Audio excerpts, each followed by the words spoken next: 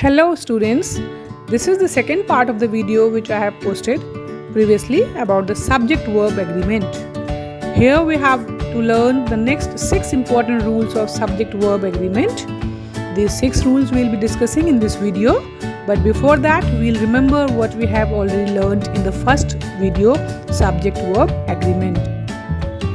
In case of subject-verb agreement, for making a sentence grammatically correct, a verb must agree with the subject in number. As we have discussed, a singular subject takes singular verb, plural subject takes a plural verb. This is only applicable when the subject is in the third person, he, she, it or they. This is the most general rule we have learnt in the first video, and now I am going to discuss about the 6 rules. Let us start with rule number 1 that says two singular subjects connected by and require a plural verb. So we can just say here singular subject 1 and singular subject 2 when joined by and take a plural verb. For example, ruby and topaz are precious stones. Here ruby and topaz are singular subjects, but combining them both makes the meaning of a plural form. So we use the verb here are, which is of plural form. We can consider some more examples here. She and I were running. Here she and I both are singular subjects, but joining with and make a plural. So they are taking a plural verb, that is were. But there are some exceptions to this rule also. Let us consider one exception case.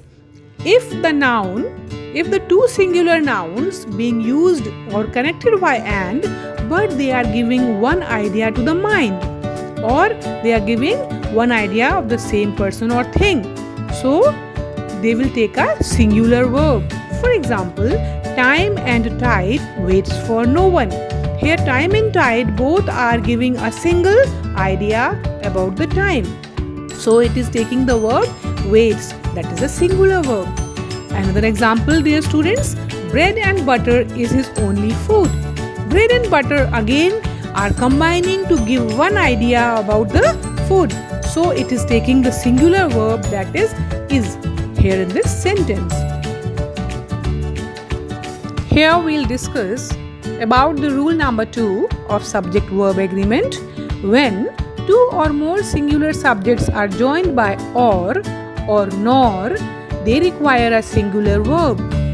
Let us say when subject 1 is joined by subject 2 with or nor, it will take a singular verb. Let us take some example. No nook or corner was left unexplained. Here nook and corner are joined by or, so it is taking a verb was, that is a singular verb. One more example. Neither food nor water was to be found there. Neither food nor water. It is being joined with nor.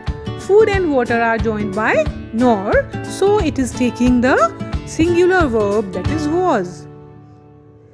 This is only about rule number 2.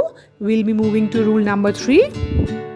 Rule number 3, when the subjects are joined by or nor are of different persons, the verb agrees with the nearer one, that is nearer to the verb.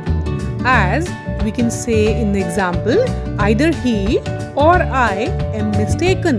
Dear students, you can see here the subject nearer to the verb is I, which is in first person.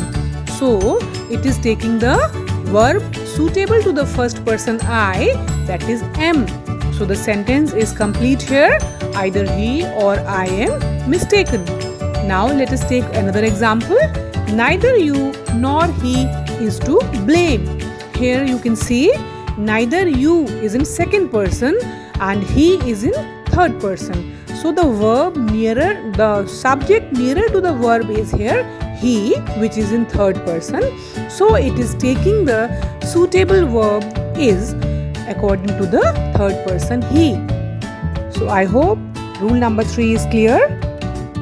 Rule number 4 about the subject-verb agreement says that words like either, neither, each, everyone and many must be followed by a singular verb. I'm repeating, words like either, neither, each, everyone, many must be followed by a singular verb. Let us take an example. Every one of the boys loves to ride the car. We have used a singular verb loves in this sentence because the word everyone is used here. Let us take another example. Each of these substances is found in India. Dear students, we have used a singular verb is here in this sentence because the word each is used here. We can form many other examples from this, but we will be using a singular verb only when these words are there in the sentence. Rule number 5 of subject-verb agreement says, some nouns which are plural in form but singular in meaning take a singular verb. For example, we can discuss some of the sentences here. Mathematics is the branch of study in every school. Dear students, we can notice mathematics when pronounced is a plural subject here, but we all know that mathematics is singular in meaning. It is meaning for a single subject. So it is taking a singular verb, that is here. In the same way, we can take another example to make it more clear. The news is true. We all know the news. News is when pronounced, it gives a plural subject, but it is singular in meaning. So it takes a singular verb is here. Dear students, rule number 6 is just opposite of rule number 5 as we have discussed in rule number 5. Now, rule number 6 says singular form of a noun but gives a plural meaning takes a plural verb. Let us discuss once more. Rule number 6 says when a noun is in singular form but is giving a plural meaning, it will take a plural verb. The example we can consider is the committee has issued its report. Dear students, you all can see here committee is in singular form but it is giving a plural meaning. Committee is more than one person, so it is giving a plural meaning. That's why it is taking a plural verb has here. 1 dozen banana cost 100 rupees. The second example here, the word dozen is in singular form but it is plural in meaning. So we use the verb cost here, which is a plural verb once again. I hope these 6 rules are clear to you now. I'll be posting another video about some deep rules in my next video of subject-verb agreement. Thank you for watching this video and I hope you have found this useful, and wait till I post the next video about the other rules of the subject-verb agreement. Thank you once again for watching.